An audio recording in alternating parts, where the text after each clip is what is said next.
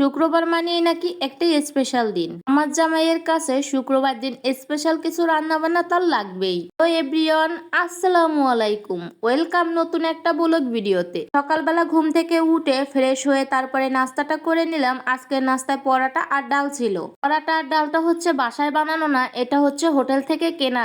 আমার জামাই যখন ডিউটিতে গেছে তখন সে কিনে দিয়ে তারপরে গেছে। সকালের দিকে প্রচন্ড রোদ উঠছিল, তাই ব্যালকনির পলিগুলো খুলে দিয়েছি।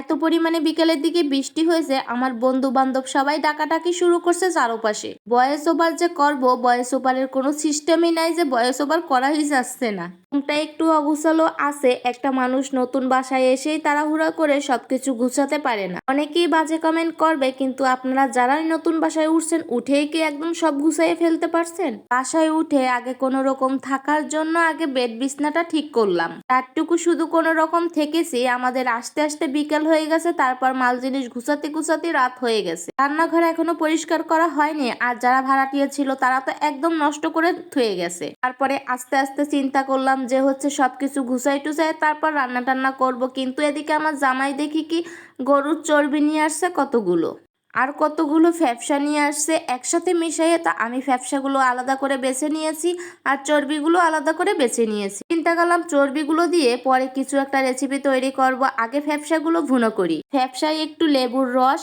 আর একটু হলুদের গুঁড়ো দিয়ে তারপরে আমি সুন্দর করে জ্বালাইয়ে নিছি। যদি আগে থেকে একটু গরম পানিতে দিয়ে নিই তাহলে উপরে একটা পর্দা থাকে, ওই পর্দাটাও উঠাতে সুবিধা হয় আর গন্ধটাও আসে না। এটা থেকে কিন্তু আলাদাই একটা গন্ধ আসে। গন্ধ মরার জন্য আমি লেবুর রসটা আর হলুদ ইউজ করেছি। তারপরে পাতিলে তেল দিয়ে তাতে পেঁয়াজ কুচি অ্যাড করে দিব। পেঁয়াজ কুচিটাকে হালকা বাদামি করে ভেজে নেব।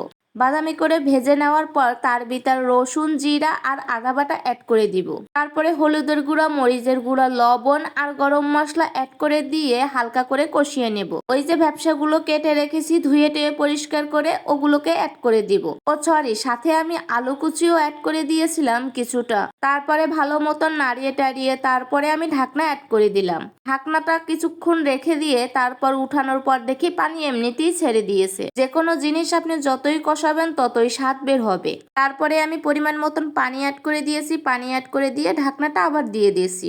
এই আমরা যারা বাসা চেঞ্জ করি তারা কি পরিমাণে যে প্যারা খাই আমরাই জানি।